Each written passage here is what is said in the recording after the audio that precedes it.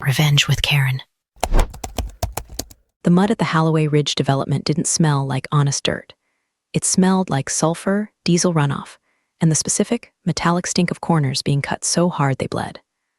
I adjusted the strap of my hard hat, scuffed to hell, purposefully indistinguishable from the grunt gear aimed at day laborers, and stepped out of my beat-up F-150. The air in western Pennsylvania this time of year usually bites, but today it just felt heavy, like a wet wool blanket draped over a crime scene. I wasn't supposed to be here. Well, Tanya, the state inspector, wasn't supposed to be here. Not yet. Officially, I was a ghost in the system, a shadow on the payroll of subcontractor who owed me a favor from back when I saved his ass from a federal OSHA audit. To the naked eye, I was just another middle-aged woman in a neon yellow vest that was 2 sizes too big, carrying a clipboard that looked like it had been used to smack rats in a basement. I walked toward the perimeter fence, my steel-toed boots sinking into the muck. The site was a chaotic symphony of OSHA violations. I saw a guy on a scissor lift without a harness, treating gravity like a suggestion. I saw rebar uncapped, sticking out of the ground like rusty spears, waiting to impale the next clumsy apprentice. It made my teeth itch. I've been inspecting structures across the Rust Belt for 20 years. I know what a building sounds like when it's going up right. It hums. This place, it rattled, it wheezed. Hey, real quick, if you're into stories about taking down arrogant suits and watching corrupt empires crumble into dust, do me a favor and hit subscribe. It keeps the coffee brewing and the truth flowing. Okay, back to the mud. I navigated through the labyrinth of pallets, stacked too high and extension cords, snaking through puddles deep enough to drown a cat. My eyes were scanning, recording, dissecting. The Holloway project was billed as luxury living for the modern elite. The brochures showed glass walls and rooftop gardens. What I saw was concrete that looked too porous and support columns that seemed to be leaning away from responsibility. Hey, you, one staring at the rebar like it's gonna recite Shakespeare. The voice cracked through the air like a whip. I didn't flinch. I turned slowly, channeling every ounce of patience I didn't have. Striding toward me was Craig. You know a Craig. He's the guy who wears a pristine white hard hat that's never seen a speck of dust, with a polo shirt tucked into khakis that cost more than my first car. He looked like he was crafted in a lab funded by daddy's money and protein powder. Yeah, I said, keeping my voice flat, stripping it of the authoritative cadence I usually used to shut down job sites. Yeah, that's how you talk to the site manager. Craig stopped 3 feet from me, invading my personal space with the confidence of a man who has never been punched in the throat. He smelled like aggressive cologne and mints. I don't pay you to admire the geometry, lady. I pay you to move material. Why aren't you hauling scrap from the B block? I looked at him, really looked at him. He had that glint in his eye, the one that says he views people as disposable assets, interchangeable parts in his grand machine. He didn't recognize me. Why would he? The last time we occupied the same zip code, I was in a blazer, sitting across a mahogany table, telling his bosses that their soil compaction data was a fairy tale. That report got buried. I got fired from that contract. They thought I was gone. Just getting my bearings, boss, I mumbled, deliberately looking at my boots. Agency sent me over, said to report to the foreman. I am the foreman. I am the manager. I am the god of this little muddy universe, Craig sneered, adjusting his sunglasses even though it was overcast. And if you don't get your ass moving toward the debris pile in the next 30 seconds, I'm going to dock your pay before you even clock in. We're 2 weeks behind schedule because of incompetent grunts like you. Move. He pointed a manicured finger toward a pile of twisted metal and shattered drywall near the eastern foundation, the exact spot I needed to see. The irony was so rich I could taste it. He was ordering me to inspect the very evidence that would eventually hang him. On it, I said, turning away before my face betrayed the pure, unadulterated rage boiling in my gut. I walked toward the foundation, my heart hammering a rhythm against my ribs. It wasn't fear. It was the adrenaline of the hunt. I remembered the feeling of helplessness 2 years ago when the paperwork vanished, when the bribes were paid, when I was told to stop being hysterical about structural integrity. They treated safety like a nuisance and me like a nagging housewife. Not this time. I reached the debris pile and crouched down, pretending to sort through the scrap. From this angle, I had a clear line of sight to the exposed foundation wall of the main tower. I pulled a small, high-resolution camera from my pocket, hidden behind the bulk of the clipboard. The concrete was weeping.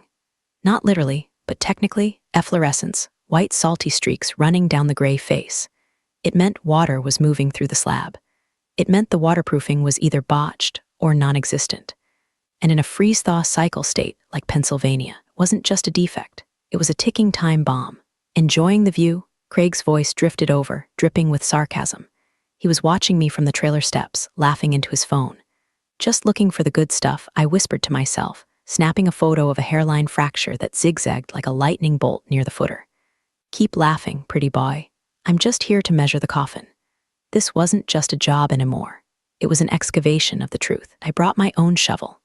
The deeper I waded into the Holloway site, the more it felt like I was walking through a graveyard that hadn't been filled yet. The damp cold of the Pennsylvania morning had settled into my bones, a familiar ache that reminded me of 20 years of crawling through crawl spaces, and arguing with men who thought code compliance was a suggestion from the liberals in Harrisburg. I spent the next hour moving scrap metal with a rhythmic, hypnotic motion. Lift, carry, toss. Lift, carry, toss. It was a perfect cover. Nobody looks at the person hauling trash. You become invisible, a piece of the machinery less interesting than a forklift. But my eyes were sharp, darting left and right, cataloging the sins of this construction site. That's when I saw the truck. It was a beat-up Ford F-350 with a faded logo on the door, Miller & Sons Earthworks. My stomach dropped like an elevator with a cut cable. Miller, same outfit that faked the soil density tests on the collapsed strip mall project in Erie 5 years ago. They were cheap, they were fast, and they had a reputation for burying their mistakes, literally. If Miller was here, it meant the ground we were standing on was likely unstable fill, packed down with nothing but prayers and bribes. I drifted closer, dragging a piece of corrugated metal as a prop. A guy in a Miller vest was arguing with a crane operator. I knew him. Greasetrap Gary? We called him that because he always looked oily, and he could slip out of any regulation with a handshake and a grin. Don't worry about the compaction report, Gary was saying, spitting tobacco juice onto the gravel. Craig said to just pour the slab. We'll backdate the density test later. Who's gonna check? The city inspector is blind as a bat. I clenched the clipboard so hard the plastic cracked. They weren't just cutting corners. We're erasing the map. Backdating density tests meant they were building a 10-story luxury condo on a foundation of Jell-O. I needed to get closer to the welding crew. The structural steel is the skeleton of the beast. If the bones are bad, the body falls. I hauled my pile of scrap toward the welding station, where sparks were cascading down like angry fireworks. An older guy was there, his welding mask flipped up, had a face like crumpled leather and eyes that had seen too many friends get hurt on the job. He was staring at a joint on the main column line, shaking his head. Heavy load for a Tuesday, I said, dropping my scrap nearby. It was the universal opener of the blue-collar worker, a noncommittal complaint about the work. The welder looked at me, assessing. He saw the vest, the dirt on my face, the weary posture. He didn't see the inspector. He saw a fellow grunt. The weight that worries me, he muttered, pulling a pack of cigarettes from his pocket. It's what's holding it up. I leaned in, lowering my voice. Looks like standard I-beams to me. What's the rub? He lit a cigarette, cupping the flame against the wind. These beams, they're Chinese imports, recycled scrap steel. Stamped grade 50, but they grind like grade 36. Soft. You heat 'em up too much, they warp like a plastic spoon in a microwave. I told the super, egg that preppy bastard, and he told me to crank the voltage and shut my mouth. That's illegal, I said, the words slipping out before I could catch them. If the tensile strength isn't rated, the welder laughed, a dry, hacking sound that ended in a cough. Illegal? Honey, look around. You see that soil crew? They're burying tree stumps in the load-bearing zone. You see the electricians? They're running non-plenum wire in the ceiling drops. Legal is just a word for too expensive on this job. He took a long drag, his eyes narrowing at the skeletal frame of the building. I got 2 years till pension. I'm just trying to keep my head down, but I wouldn't buy a condo here. I wouldn't let my dog sleep here. I nodded, pretending to agree, but my mind was racing. Substandard steel, faked soil tests. This wasn't just negligence, it was a conspiracy of cheapness. I pulled out my phone, tending to change the music, and snapped a burst of photos of the beam markings and the sloppy, porous welds that were already showing signs of stress fractures. I compared the beam stamp to a database I had bookmarked. Shanksy Steel Co., batch 404. I remembered a bulletin from the American Institute of Steel Construction about that batch. It had high phosphorus content, brittle in cold weather. We were in Pennsylvania. In November. Hey, you two, is a coffee break or a construction site? Craig's voice cut through the noise again. He was standing on the second-floor gantry, looking down at us like a king from a balcony. "Get back to work," he screamed. "And you, trash lady, if I see you standing still again, you're walking home." The welder flipped his mask down, retreating into his sparks. I grabbed my debris and moved, head down. "Trash lady," I whispered to myself, tasting the grit in my teeth. "That's fine, Craig. Keep talking, 'cause I'm finding plenty of trash. And most of it is wearing a white hard hat. I had the steel, I had the soil, but I needed the paper. I needed to know who signed off on this death trap, and I knew exactly where to find it." By noon, the sun had tried to break through the clouds and failed, leaving the sky the color of a bruised shin. My back was screaming. It had been a few years since I did actual manual labor. Hauling galvanized pipe across a muddy lot is a young person's game.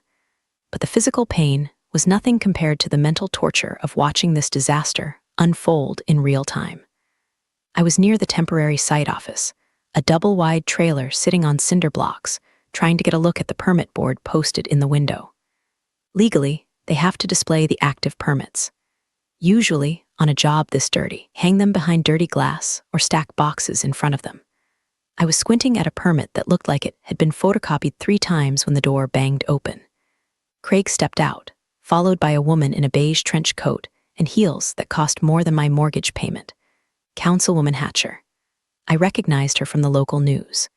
She was the one pushing the Revitalize Our Ridge campaign, promising affordable luxury and tax revenue. Had a smile that didn't reach her eyes, painted on like the safety stripes on the asphalt. "Craig, frankly, the investors are nervous," Hatcher was saying, her voice tight. "The ribbon cutting is scheduled for the 15th. That's 10 days. The mayor is coming. The press is coming. If this shell isn't closed up, it'll be done, Councilwoman," Craig said, using a voice so oily you could fry an egg on it. "We're fast-tracking the final structural sign-offs." "My guys are working double shifts." "Fast-tracking," she repeated, looking around the site with distaste as her heel sank slightly into the gravel. "Does that mean properly?" Craig laughed, a dismissive sound. "It means paperwork is fluid. Don't worry about the details, Linda.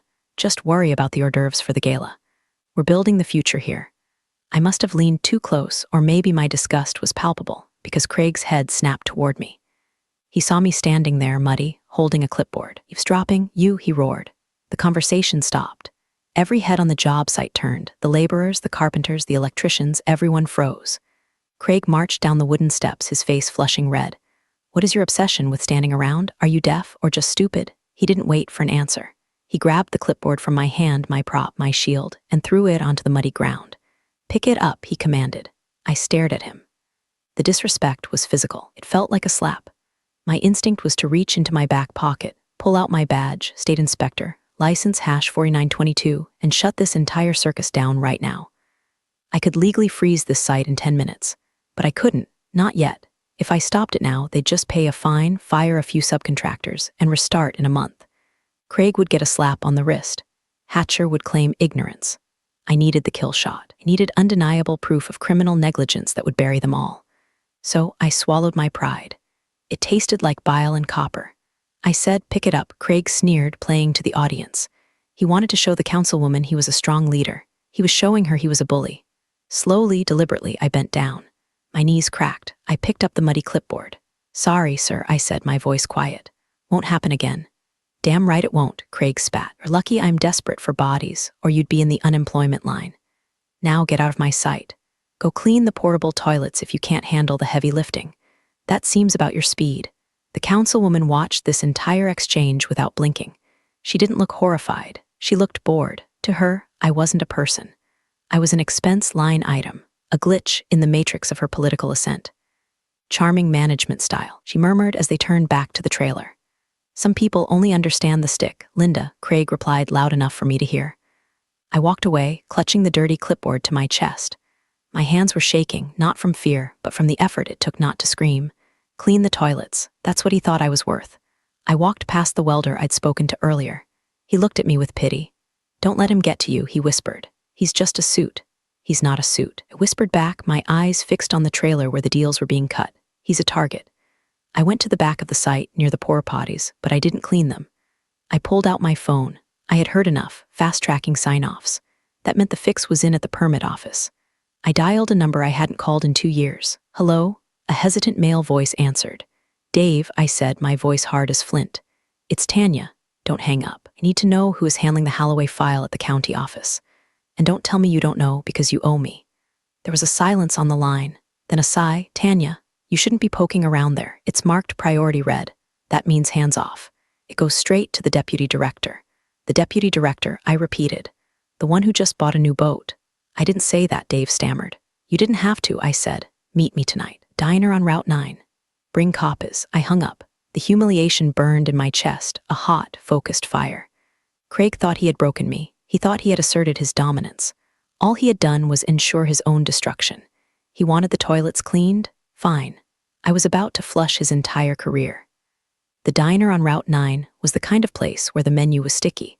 The coffee tasted like battery acid. The waitress looked like she knew exactly how you were going to die. It was perfect. No one from Craig's country club world would ever be caught dead here. I sat in a corner booth, nursing a mug of black coffee, watching the headlights sweep across the rain-slicked parking lot. I had scrubbed the job site mud off my face, but I couldn't scrub the anger out of my pores. It had settled in deep. At 11:00 p.m., Dave walked in. He looked terrible. Pale, nervous, clutching a manila envelope like it was a bomb. Dave was a good kid once, a junior clerk in the permit office who actually cared about codes. But the system grinds the good ones down until they're just cogs trying not to get crushed. He slid into the booth opposite me, refusing to make eye contact. He didn't order anything. You look like hell, Tanya, he said softly. I look like a laborer, I corrected him. Which is what I am these days, apparently. Laborer who cleans toilets. I heard about the Holloway site, Dave whispered, glancing around the empty diner. Everyone knows, it's the Golden Child project. The mayor wants it done before the election. Hatcher is pushing it. The developers are throwing money around like confetti. And the inspections? I asked, leaning in. How are they passing soil compaction when I saw them burying tree stumps? How are they passing the steel framing when the welds look like bubblegum? Dave hesitated, then slid the envelope across the chipped formica table. Open it. I undid the clasp and pulled out a stack of photocopies. My eyes scanned the documents, my inspector's brain translating the bureaucratic gibberish into a narrative of crime. Permit #8892B, foundation approval. Signed by nobody. It was stamped administratively approved per Directive 12. Directive 12, I asked, looking up. When does a directive override a physical inspection? Since the deputy director created it last month, Dave said, his voice trembling. It allows for expedited review based on contractor reputation. Basically, if the developer is on the VIP list, they self-certify. I felt a vein throb in my temple. Self-certify? Craig is self-certifying his own safety checks. It gets worse, Dave said, pointing to the second page. I flipped the sheet. It was an email chain. Internal correspondence between the developer, Holloway Group, and the deputy director's office. Subject, the problem. From Craig M. at Holloway Group Com to DD Office Private Body, we have a potential issue. There's a rumor that the old inspector, Tanya redacted, is sniffing around. She's flagged as disgruntled in the system, right? If she files anything, I need it to go straight to the shredder. We can't afford delays. Cracks in the east slab are cosmetic. We're patching them tomorrow. The cracks in the east slab, I read aloud, the words tasting like poison. He admits it. He knows the foundation is failing. He calls them cosmetic, Dave said weakly. They aren't cosmetic, Dave. I slammed the table, rattling the silverware. I saw them today.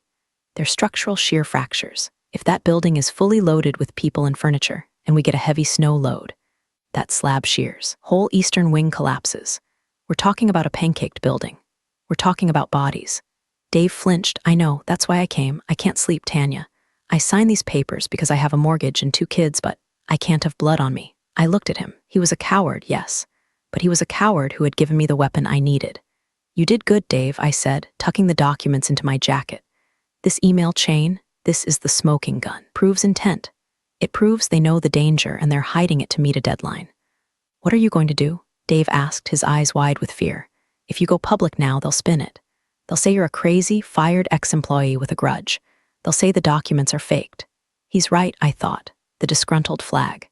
They had preemptively discredited me. If I went to the press now, it would be a he said, she said, and the guy with the expensive suit usually wins those. Not going to the press yet, I said, standing up and throwing a $10 bill on the table. I need one more thing. I need to catch him in the act of covering it up. He said they're patching the cracks tomorrow. Dave nodded. That's what the email said. Good, I smiled, but it wasn't a nice smile. It was the smile of a wolf watching a sheep wander away from the herd. Because tomorrow, I'm going to be there. And I'm going to make sure that patch becomes his tombstone. I walked out of the diner into the rain. The envelope felt heavy against my ribs. It wasn't just paper anymore, it was a demolition order. And tomorrow, I was going to pull the trigger. The next morning, the Holloway site was buzzing with a frantic, nervous energy. It was 6 a.m., still dark, but the floodlights were blazing, casting long, distorted shadows across the mud. The air smelled of wet cement and desperation. I was back in my disguise, same vest, same boots, same invisible status. But inside, I was vibrating. I had the documents from Dave tucked into the lining of my jacket, wrapped in plastic. Today was the day Craig was going to try to bury the truth under 6 inches of cosmetic concrete. I made my way to the east slab. This was the critical failure point. Yesterday, I had seen the fractures. Today, a crew was already there. They weren't structural repair specialists.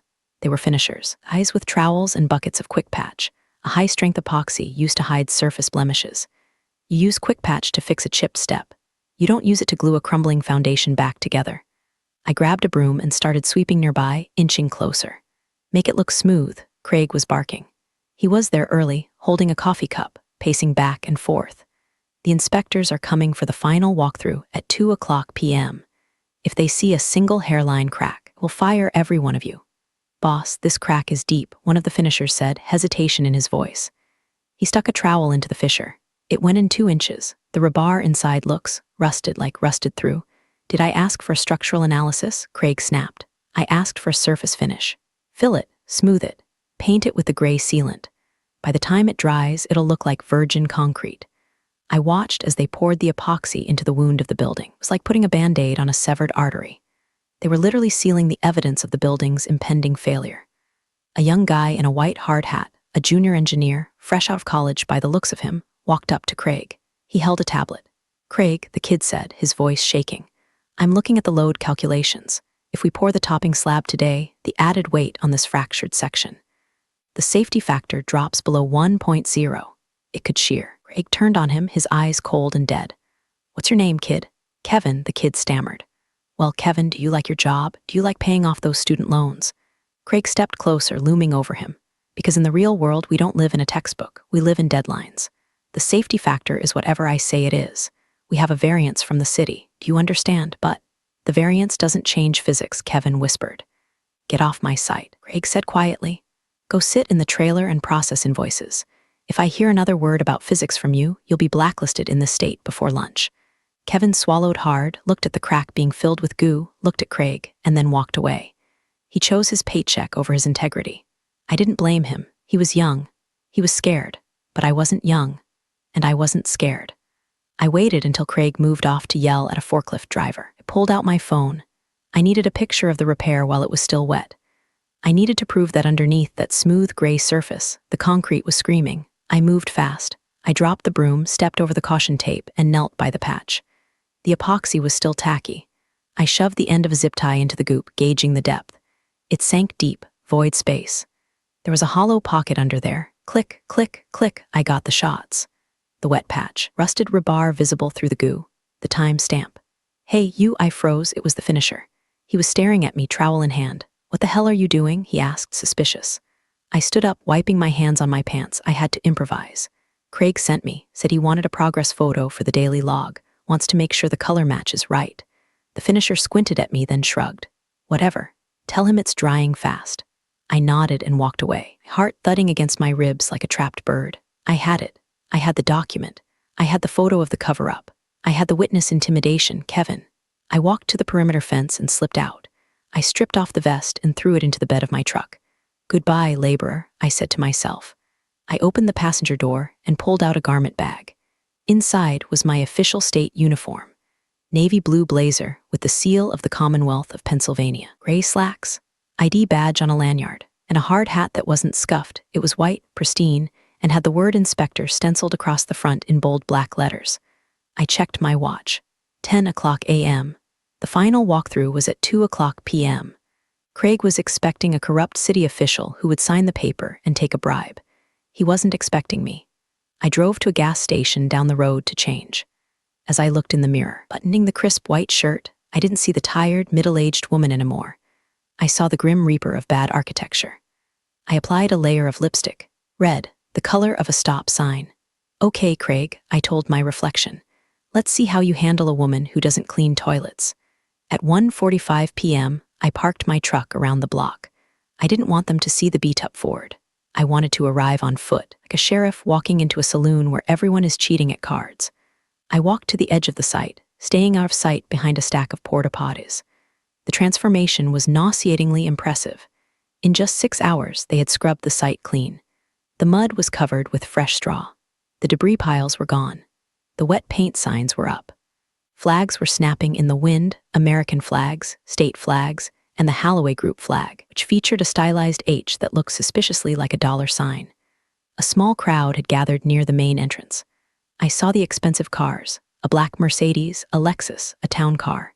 Councilwoman Hatcher was there, wearing a hard hat that looked like a fashion accessory, laughing with a group of investors in suits. They were drinking sparkling water out of plastic flutes, celebrating a tomb. Craig was in the center of it all, beaming. It changed his shirt. Now he was wearing a crisp button-down under his vest. He looked like the hero of the story, the man who got it done. He was pointing at the building, making sweeping gestures, probably talking about architectural vision and community impact. He had no idea that 10 miles away, in the State Department of Labor and Industry database, a red flag had just popped up on his file. I had spent the last hour in the gas station parking lot, tethering my laptop to my phone. I uploaded everything, the photos of the cracks, the audio recording of the welder, the email chain Dave gave me, the photo of the patch job. I attached it all to a Category 1 stop work order. In the world of construction, a Category 1 is the nuclear option.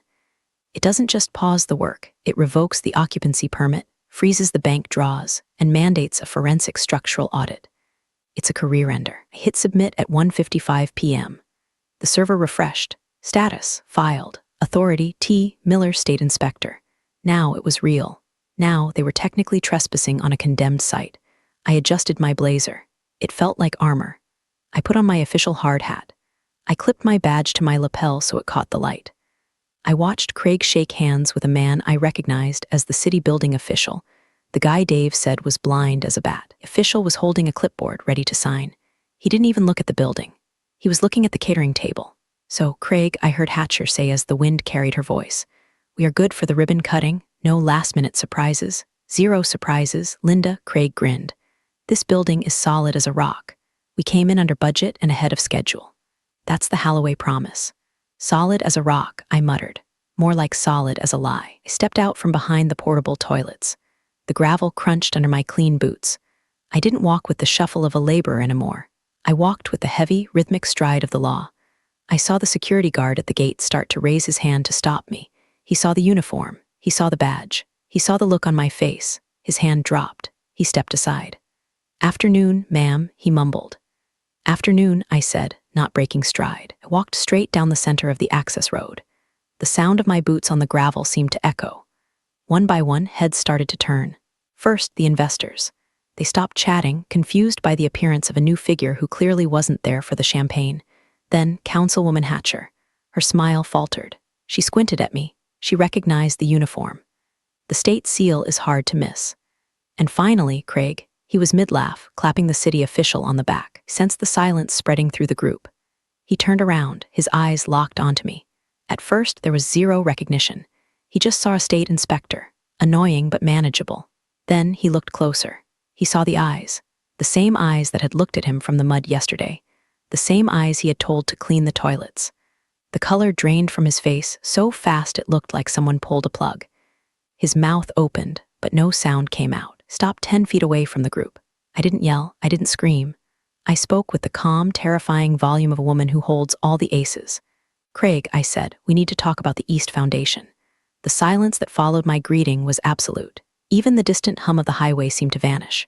Who is this? Councilwoman Hatcher asked, her voice sharp.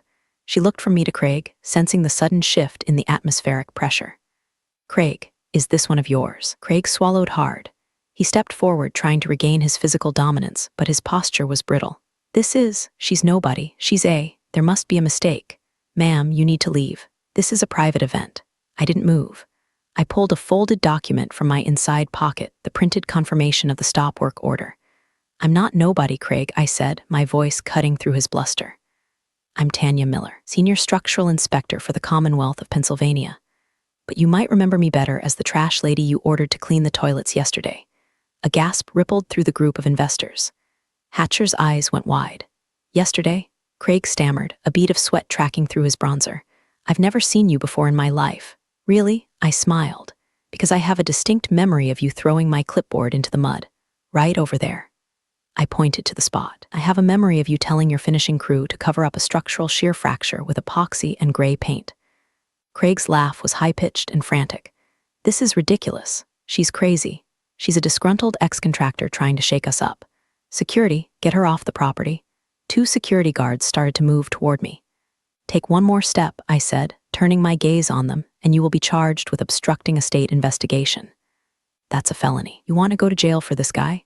The guards froze. They looked at Craig, then at my badge. They backed down. Craig, the city official, the blind one, stepped forward, looking nervous. "What is she talking about? I signed off on the foundation myself." "You signed a piece of paper, Bob," I said to him. "You didn't inspect anything. Did you check the density logs? Did you check the steel stamps?" "We have a trust-based system," Bob stuttered. "Well, trust just expired." I walked past them, straight toward the building. "Follow me, all of you, unless you want to buy a condo that's going to collapse before the first mortgage payment clears." I didn't wait to see if they followed. I knew they would. Money is cowardly, but it's also curious. I walked to the east slab. The patch was dry now. It looked perfect. Smooth, gray, solid. A masterpiece of deception. "Look at this," Craig shouted, running after me. "It's flawless. She's making things up. There's no crack." I stopped at the patch. I turned to the group. Hatcher was there, looking pale. The investors were whispering. "Craig says this is solid concrete," I said loudly. "He says it's safe for your families, safe for your children." I reached into my pocket and pulled out a heavy steel chipping hammer. "It's a tool we use to test concrete hardness." "What are you doing?" Craig shrieked. "That's vandalism. It's quality control," I said. I swung the hammer. Crack. Didn't hit it hard. I didn't have to. The hammer broke through the thin layer of epoxy like it was an eggshell. The gray crust fell away, revealing the dark, gaping void underneath. A chunk of concrete fell into the hole, vanishing into the hollow space below. The crowd gasped. I hooked the hammer into the hole and pulled. A large section of the patch ripped away, exposing the rusted, twisted rebar that I had photographed yesterday. It looked like the jagged teeth of a skull. "That," I said, pointing at the rot with my hammer, "is a structural failure. It's not a cosmetic blemish. It's a death sentence." I turned to Craig. He was shaking. He looked like a child who had been caught stealing from the collection plate. "You filled a load-bearing fracture with glue," I said, my voice quiet, but carrying the weight of the entire state penal code. "And you invited the mayor to stand on top of it." Councilwoman Hatcher stepped forward. Her face was a mask of fury. She looked at the hole. She looked at Craig. "Craig," she said, her voice trembling, "is this true?" It's just a minor issue," Craig squeaked. "We were going to fix it properly later. After the funding came through, it's standard industry practice." "It is not standard practice to commit fraud." I snapped. "It is not standard practice to falsify safety records." I reached into my pocket again and pulled out the email chain, the one Dave had given me. "Just so we're clear on the intent portion of the lawsuit," I said, handing the paper to Hatcher. "Here is the email where Craig admits the foundation is failing and orders the cover-up to hide it from me." Hatcher snatched the paper. She read it. Her hands started to shake. She looked up at Craig with eyes that promised murder. "You idiot," she whispered. "You absolute idiot." Craig looked around for an ally. The investors were backing away. City official was trying to disappear into the crowd. He was alone. I can explain," Craig tried. "Save it for the deposition," I said. The energy on the site shifted from confusion to panic. The investors were already on their phones, calling their lawyers, desperate to pull their money out before the news broke. The luxury dream was dissolving into a nightmare of litigation. I wasn't done. I turned to the foreman of the crew, a burly guy who had been watching from a distance. "Shut it down," I yelled, my voice echoing off the steel skeleton. "Kill the power, kill the engines. This site is officially condemned under State Code 409. The foreman looked at Craig. Craig didn't move. He was staring at his boots the same way I had stared at mine yesterday, but I had been acting. He was broken. The foreman looked at me. He nodded. He grabbed his radio. All units, shut it down. We have a code red stop work order." Repeat, "Shut it down." The effect was immediate. The roar of the generator died. The beep, beep, beep of the backing truck silenced. The grinders stopped screaming. Silence, heavy, thick silence descended on Holloway Ridge. The only sound was the wind whistling through the shoddy steel beams. I walked up to Craig. I still had the sealed envelope in my hand, the official condemnation notice with the bright red sticker. Craig, I said. He looked up. His eyes were red, watery. The arrogance was gone. Look small. Take it, I said, holding out the envelope. Tanya, he whispered, please, if you file this, I'm done. I'll lose my license. I'll lose the company, my dad. Your dad should have taught you better, I said, cold as ice. You ordered a kid to sign off on a death trap. You treated your workers like trash. You treated me like trash. But mostly, you treated the safety of human beings like a line item you could delete. I slapped the envelope against his chest, instinctively grabbed it. You are hereby served, I said. You have 24 hours to vacate the equipment. The state police will be here in an hour to secure the perimeter and seize your records. Police? Craig choked out. Fraud is a crime, Craig, I said, and risking catastrophic collapse, that's reckless endangerment. You better call a lawyer, a good one, not one of your daddy's friends. I turned to Councilwoman Hatcher. She was still holding the email, looking like she wanted to vomit. Councilwoman, I said, I suggest you issue a statement distancing yourself from Holloway Group immediately. Unless you want your name on the indictment too. She looked at me, terrified. I didn't know, I swear. Then you should have looked closer, I said. That's your job. I turned my back on them. I walked away from the hole in the foundation. I walked past the stunned investors. I walked past the security guards who wouldn't meet my eye. As I reached the gate, I saw Kevin, the young engineer, standing by the trailer. He looked terrified, but also relieved. He knew he wouldn't have to carry the weight of a collapsed building on his conscience. I stopped for a second. Hey, Kevin, he jumped. Yes, ma'am. Next time, I said, don't let the suit scare you. Physics doesn't care about his deadlines. Physics always wins. Yes, ma'am, he whispered. I walked out the gate. The sun finally broke through the clouds, casting a harsh, veiling light on the half-finished skeleton of the building. It looked like a ruin. Behind me, I heard a car engine roar to life, a siren wail in the distance. The machinery of justice was slow, but once it started, it ground everything to dust. I sat in my truck, parked a mile down the road. I had stripped off the blazer and the tie. I was back in my t-shirt, staring out the windshield at the Pennsylvania hills. My hands were shaking again, adrenaline crash hitting me like a physical blow. I popped the tab on a lukewarm Diet Coke and took a long sip. It tasted like victory. My phone blew up, text from the office. Text from Dave, you did it. Holy SHT, you actually did it. A news alert popped up on my screen, breaking. Holloway development halted amidst safety scandal. State inspector alleges massive fraud. I scrolled through the article. There was a picture of Craig, looking like a deer in headlights, being escorted to his car by police. The article mentioned anonymous tips and heroic oversight. I chuckled. Heroic. There was nothing heroic about it. It was just gravity. I thought about the butt-scrunch leggings joke the HVAC guy would have made. I thought about how Craig looked at me when he thought I was a cleaner. People like Craig think the world is built on handshakes and appearances.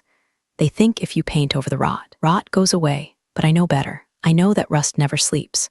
I know that a hairline fracture, if ignored, will eventually bring down a tower. I looked at the dashboard of my truck. There was a crack in the plastic, right above the speedometer. It had been there for years. It didn't affect the engine. It didn't affect the brakes. It was just a reminder that things break. But some things you don't let break. I started the engine. The old Ford rumbled to life, sounding healthier than that entire multimillion-dollar construction site. I wasn't going to get a medal. I wasn't going to get a raise. In a week, Hatcher would spin this to make herself look like the victim. Holloway Group would file for bankruptcy and reopen under a new name, probably Summit Heights or Pinnacle Living. The cockroaches always find a new dark corner. But not today, and not that building. That building would be torn down. The steel would be scrapped. The concrete would be crushed, and the ground would be cleared. I put the truck in drive. Solid as a rock, I whispered, mimicking Craig's voice. I turned up the radio. Some classic rock station was playing. I drove away, leaving the dust and the lawyers behind. I had a septic tank inspection in Altoona tomorrow. It would smell terrible. It would be dirty. It would be thankless. But at least it wouldn't be full of SHT like Craig. Workplaces don't hand out justice memos, but somehow it always finds the right inbox. This story was proof that quiet moves beat loud egos every time. Thanks for listening. See you next time.